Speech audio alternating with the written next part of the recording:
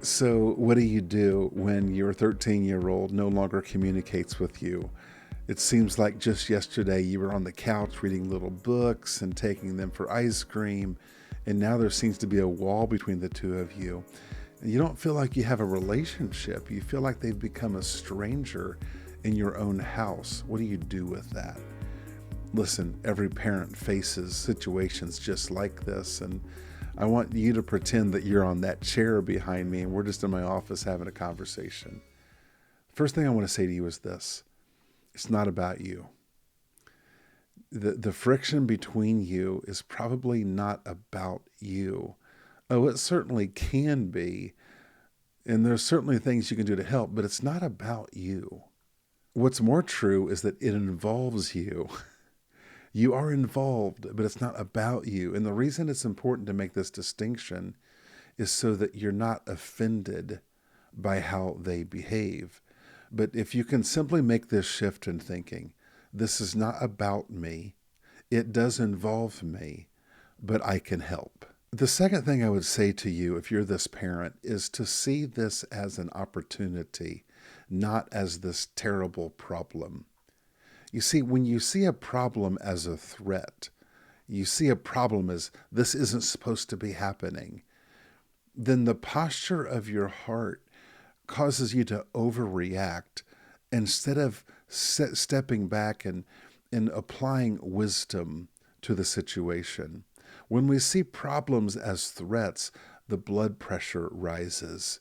The pressure is on. I've got to change this. I've got to fix this now. And that kind of mentality, it's hard to be helpful toward the situation when you feel like it's a bad problem that's not supposed to exist. Instead, you can see it as, well, of course this problem exists because my child is going through a phase in life that brings a lot of change to them and it impacts our relationship. As a parent, I have an opportunity here to help them navigate through this season of their life. All problems in life are normal. It doesn't mean they're okay. It doesn't mean we want to keep them, but it's like canoeing down a river. There's no way to avoid the rapids. The different seasons of life bring different rapids. You don't have to feel like a failure just because you're facing rapids. You don't have to pull your canoe out of the river and be like, oh, I didn't sign up for this. So problems are normal. And a problem with a 13-year-old is also normal. And the reason I say it's normal is it gives us a better chance to respond effectively rather than responding out of panic and fear. The third thing I would say to you is to look beyond the cold exterior behavior and try to see behind that, to see maybe what's really going on. You remember when your child was a toddler and maybe they were hangry. They're acting up, they're throwing their toys, they're upset, and you're like, they're hungry. And so, as a parent, you kind of overlook their outbursts and you go and you get them some food.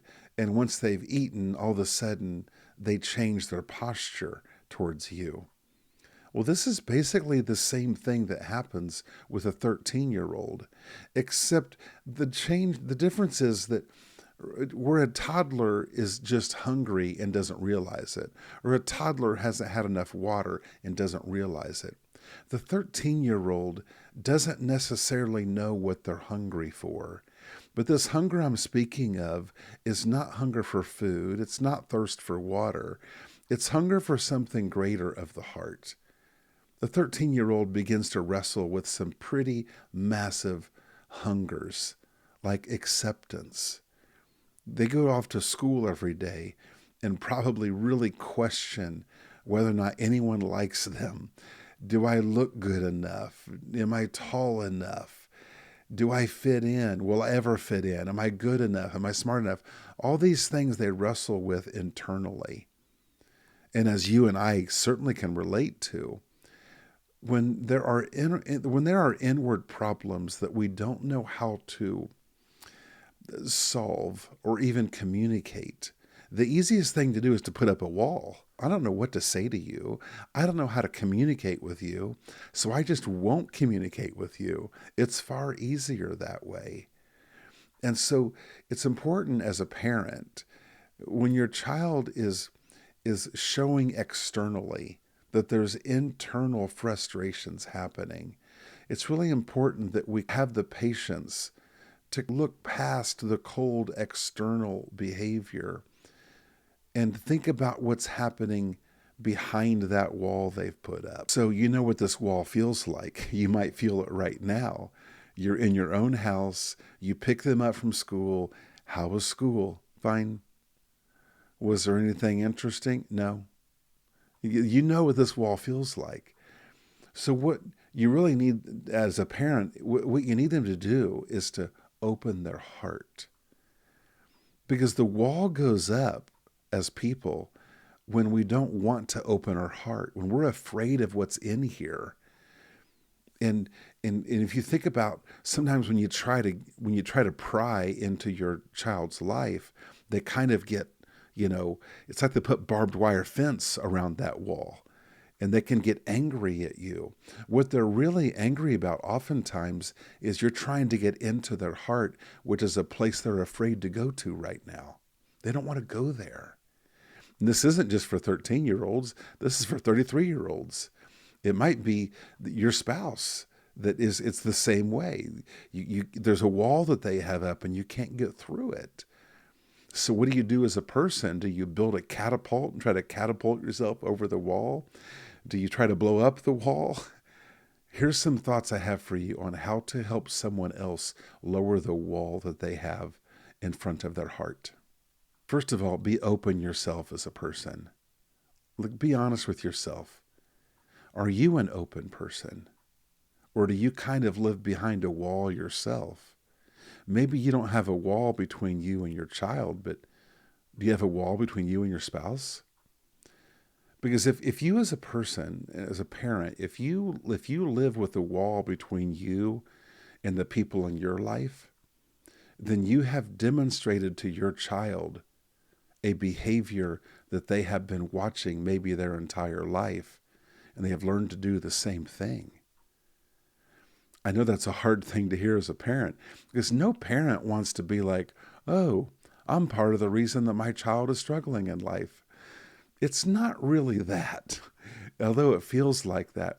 What's more true is this: your child struggles in life with the same things that you struggle in life with, which is the same things I struggle in life with. The good news is this: if I, as a leader, a parent, if I am honest about facing the things in my own life, maybe the walls that I've put up, if I be honest about that as a person, it will change me.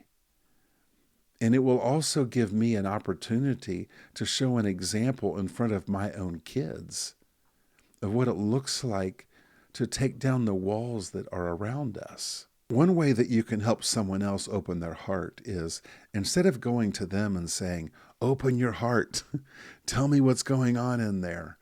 Instead, open your heart with them and tell them what's going on in your heart. Instead of telling them, hey, it seems like you're struggling, tell me what your struggle is. Like, nobody wants to hear that ever. But if you open your heart about struggles you're facing, there are struggles that you can talk about that you are facing that will help your child communicate the struggles they are facing. Like, you might talk about struggles at work. It seems like there are people at work that just don't like me. Like, this person I work with, I don't know why they treat me the way they treat me, but I can just kind of tell they don't like me. The other day, some coworkers went to lunch and no one invited me. It was really weird. You can talk about some fears and insecurities that you have as a person, and your 13-year-old might go, wow, Dad, you struggle with stuff too? Let me tell you what I'm struggling with.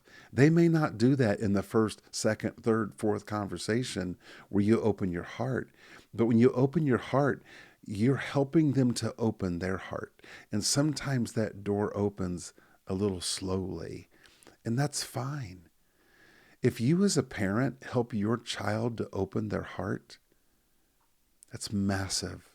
Listen, you and I know people that are 50 years old and have a cold, closed heart. Helping your child to learn how to open their heart about struggles they have, it's helping your child for a lifetime. So if it takes a month or 3 months or 6 months or 8 months for your 13-year-old to just open their heart again, it's worth the struggle to get there. I recall a conversation I had with my daughter. She was a teenager. I don't recall how old, maybe around 17. But she was just distant.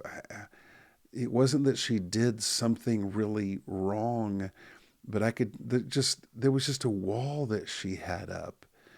And it was frustrating for me as a dad. And I recall one night sitting at the end of her bed while she was about to go to sleep. And I just tried to communicate my heart. And the words were probably messy. And I wanted her to say more. And she didn't say much of anything. But I just tried to communicate my heart. I wasn't sitting there coming down on her. I was just sharing my heart. I remember the next day I woke up and I walked into my bathroom, and there was a big mirror in there. And on the mirror, there was a note that said, "I love you, Dad." And my daughter had snuck into our room at some point through the night or early morning, and she took that a marker and she wrote that note on the mirror. If your 13-year-old is in a situation where they seem to be cold toward you, it's not really about you, but you have an opportunity to be involved and to help. And certainly as you take a step back and you examine your own self, there can be some revelations that you find about yourself that help bring about change. I'll end with this thought. I want you to imagine you're holding up two magnets, but you turn one around the wrong direction, and so the closer they get, they begin to repel. And the closer you try to get them together, it's hard to push them together. And this is where a relationship gets to. And it's normal to get here as a parent with your child. Sometimes as a person with your own spouse, you reach these times where there's this tension between the two of you. And sometimes what we try to do is just go in really hard and force a connection. I'm going to get you to talk to me. I'm going to get you to open your heart. And I think what tends to happen is one of two things. One is you stay in this massive tension where it's impossible to connect, but you sit here and fight each other.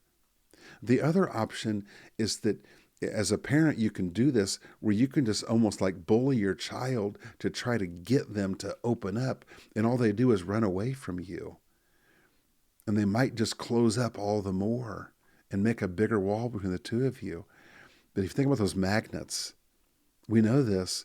If you just turn one magnet around, there's a connection that easily happens.